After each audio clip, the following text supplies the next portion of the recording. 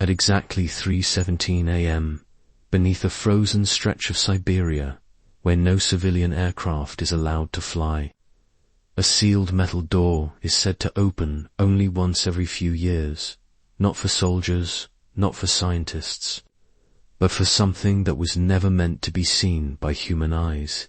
And if that door truly exists, then everything the world believes about being alone in the universe may already be a carefully maintained lie.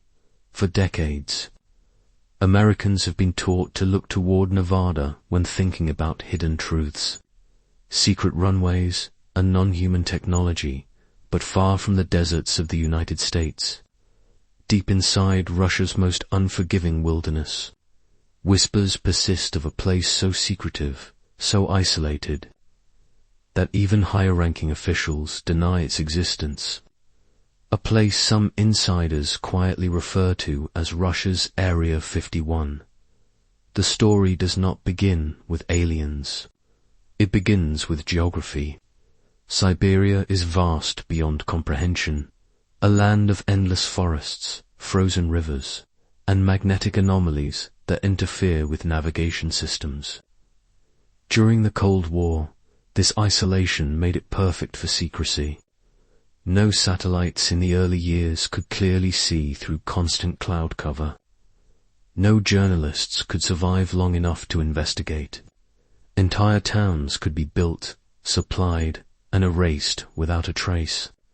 And in one such region, marked on no civilian map, construction reportedly began in the late 1940s, shortly after the United States tested its first nuclear weapons, and shortly after strange objects were reported crashing across the world. According to declassified Soviet-era logistics records, thousands of tons of reinforced steel, copper wiring, and specialized laboratory equipment were shipped to a remote Siberian rail terminus under armed guard. Officially, the cargo was destined for a geological research facility. Unofficially, drivers later claimed the trains never returned empty.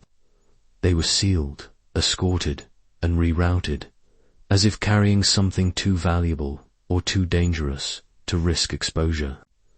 Around the same time, villagers in the surrounding areas spoke of nights when the sky glowed green and violet, when the ground vibrated softly, and when military patrols suddenly appeared where none had existed before. People who asked questions were relocated. People who talked too much were never heard from again. The most unsettling accounts come from a cluster of reports, dated between 1959 and 1961, years marked by intense global UFO sightings. Soviet radar operators allegedly tracked an object entering Earth's atmosphere at an impossible angle, slowing without heat signature, and descending toward northern Siberia. Fighter jets were scrambled, but none could reach it. Hours later, seismic instruments detected a localized impact deep within a restricted zone. No explosion, no crater visible from above, just silence. Within days, an exclusion perimeter expanded, and construction intensified underground. Former Soviet engineer testimonies, recorded decades later after the fall of the USSR, describe being assigned to Project Sneg, Russian for snow, a compartmentalized program where workers were told only what they needed to know. Some built tunnels reinforced against radiation. Others installed life support systems capable of sustaining environments not matching Earth's atmospheric balance. A small group, sworn to lifelong secrecy, claimed they worked on containment chambers with materials unknown to contemporary science. Alloys that did not rust, crack, or conduct heat normally. When asked what these chambers were meant to hold, supervisors reportedly used a single phrase again and again, not in fear, but in reverence. The asset, unlike American secrecy, which often leaks through contractors and whistleblowers, Soviet secrecy relied on absolute control. Families were leverage, Silence was survival. Yet even within that system, stories leaked. One medical technician, allegedly assigned to the Siberian facility, later defected and claimed that non-human biological remains were studied there. Not discovered alive, but not entirely dead either. Tissue samples that regenerated slowly. Organs arranged in unfamiliar symmetry. A skeletal structure lighter than human bone, but stronger than steel. The most disturbing detail was neurological. The brain tissue, according to the technician, showed structures suggesting perception beyond linear time, as if the being did not experience reality the way humans do. American intelligence reportedly took interest by the late 1960s. CIA memoranda, partially released decades later, reference anomalous Soviet research breakthroughs inconsistent with known technological pathways. Suddenly, the USSR demonstrated advances in metallurgy, propulsion theory, and energy efficiency that should have taken generations. Analysts speculated about espionage. Some quietly wrote another word in the margins of their reports. Retrieval, through the 1970s and 1980s. Satellite imagery occasionally captured strange thermal signatures beneath Siberian ice. Signatures that appeared and vanished unpredictably. Too regular to be natural, too deep to be industrial. When the Soviet Union collapsed, many believed secrets would surface. Instead, something unexpected happened. The facility did not close. It modernized.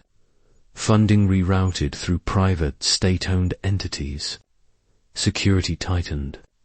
New roads appeared, then vanished. And in the chaos of political transition, records concerning the site were either destroyed or reclassified at a level above even post-Soviet oversight.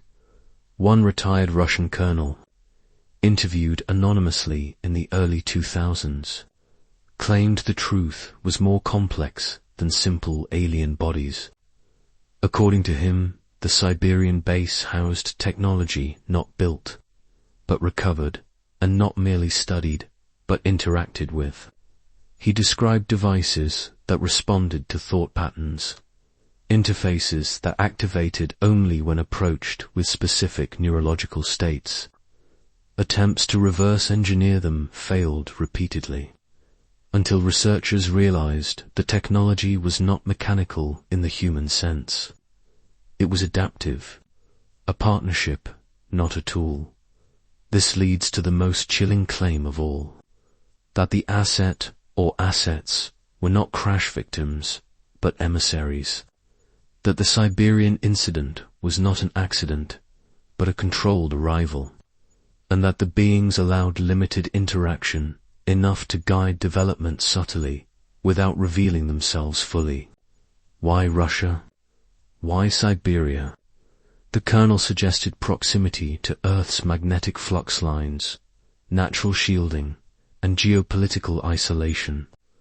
A perfect place to watch a species without being noticed. Skeptics argue these stories are Cold War mythology, recycled fear, and human imagination filling gaps left by secrecy. Yet similar patterns emerge globally. Remote locations, military control, underground expansion, and above all, silence. In 2010, a brief but intense spike in unidentified aerial activity was reported by commercial pilots flying near the Arctic Circle. Objects pacing aircraft, disappearing instantly. Russian authorities blamed atmospheric phenomena. No data was released. Then there are the disappearances. Several independent researchers attempting to travel near the suspected Siberian zone reported equipment failures, loss of GPS, and sudden intervention by security forces. Some were detained and deported. Others simply vanished from communication. One American documentarian filed footage showing distant lights rising silently from a forested area before his camera feed abruptly cut. He never released another video. If the Siberian base is real, then its purpose may no longer be containment. Some theorists believe it has become a listening post, a diplomatic station between humanity and something else. A place where decisions are made not just about technology, but about disclosure itself. Why reveal now? Why not earlier? Perhaps because humanity was not ready. Or perhaps because readiness is no longer optional. In recent years, the United States government has acknowledged unidentified aerial phenomena with capabilities beyond known technology. Congressional hearings, Pentagon reports, carefully chosen language. Noticeably absent is any mention of Russia, China, or shared discoveries.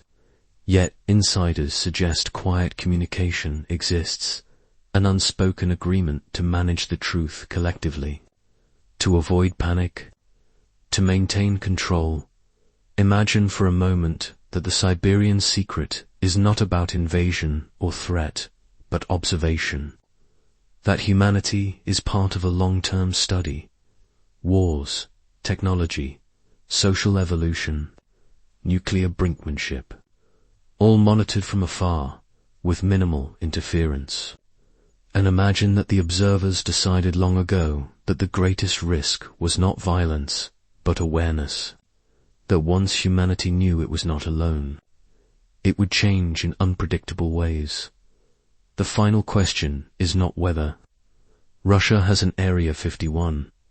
It is why every major power behaves as if some knowledge is too dangerous to share.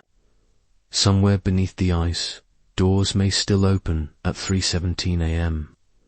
Lights may still rise without sound, and conversations may still occur beyond human language. And if one day those doors open to the world, the truth may not arrive as an announcement or a broadcast, but as a realization that the secret was never hidden from us. We were simply never meant to look in the right direction.